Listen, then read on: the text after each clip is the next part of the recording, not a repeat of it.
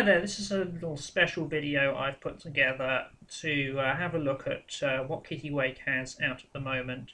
These are prints of products that were originally PDF only from Postmortem Studios, although frankly I don't know what I was thinking trying to market plays through Postmortem Studios. They're now Kitty publications controlled by me. And I'd thought I'd give you a look at the actual physical book just to see how it is. Each of these is priced at £6, which really isn't that much when you come to think of it, because your average sort of novel these days is like £8.99.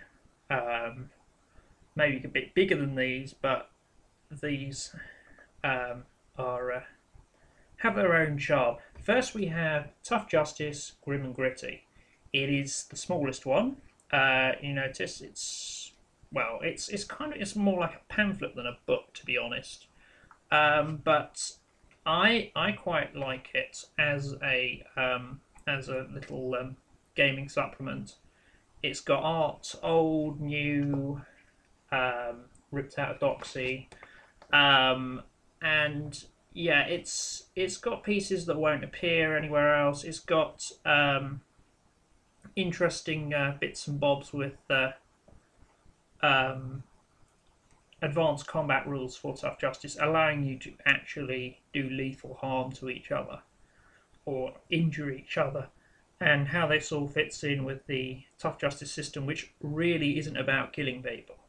It's more about investigation and social mores than it is about combat. So combat was a bit of a afterthought, and I hope to redress this in this. You can get the PDF. I think you can still get the free one from Postmortem, which is unfortunate for me. But that isn't as well formatted. It's got a totally different set of art in it, and to be honest, I didn't really know what I was doing with that one. And this one, I've worked out the system. It's all properly printed. You can get an ebook of this, but it doesn't come with a cover from Lulu. The links will be below, as will all of these books. Yeah, £6. Really, considering what you're getting, as I said, it doesn't look much, but it's a nice piece of work, I think, and well, obviously I like it. I wrote it, but I think if you've got the physical copy of Tough Justice, really you want this little thing to slot in next to it. I mean, I know my bookshelf doesn't look complete without this little thing slotted into it. So yeah, that's the first one. Then we have the two plays. First of which is the biggest of our three products at the moment, Bloodsucker the Play. Bloodsucker the Play clocks in at around 128 pages, which makes it the longest Kitty book to date. Watch that space. Probably one of the novels is going to eclipse that, or the board game. Hopefully they will eclipse that. Yeah, Bloodsucker the Play is actually it's the scenario that I ran as a playtest for some of the Bloodsucker the Juice rules. Well, not a playtest actually, it was a retrospective game of for the D20 system. And yeah, we had such an odd collection of characters involved. Two of which make it into the cut. Obviously, you can have a 6-character thing; it wouldn't work in a play. Plus, one of the characters was batshit insane, Danov. Yeah, it follows this this short-arsed wannabe ninja bus driver and his hopeless blood magician friend trying to solve this attempted assassination attempt on their queen, and it gets rather silly rather quickly. And yeah, as again £6. I actually have a couple of copies of this with me, so if you're from the Enfield area or you're willing to pay a slight postage charge, just contact me because I can get you a signed copy for the same price. Okay, and finally, again, same offer with the short postage or or otherwise.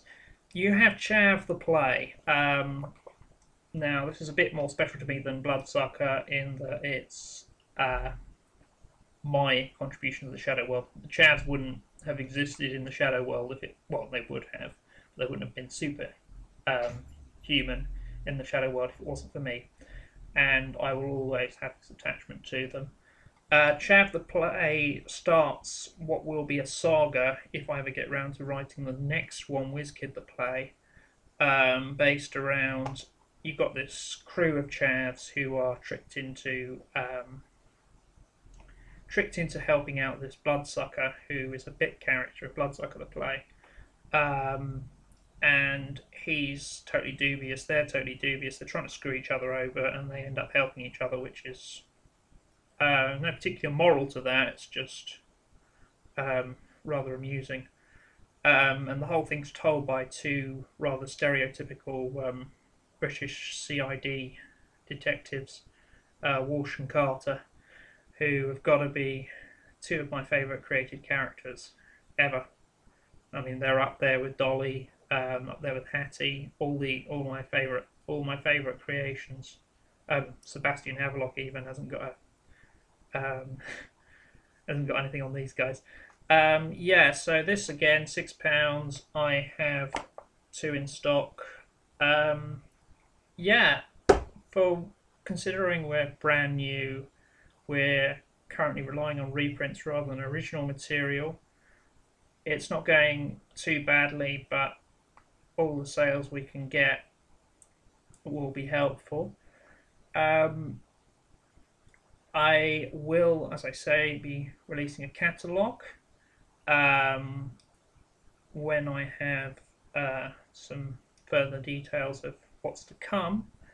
The novel is going to be our next release. It's the first in the Scandal Sheets of Sally Sill series, focusing on Hattie Swan, née Harker, one of the courtesan's characters, and it should be rather amusing. I'll see you then.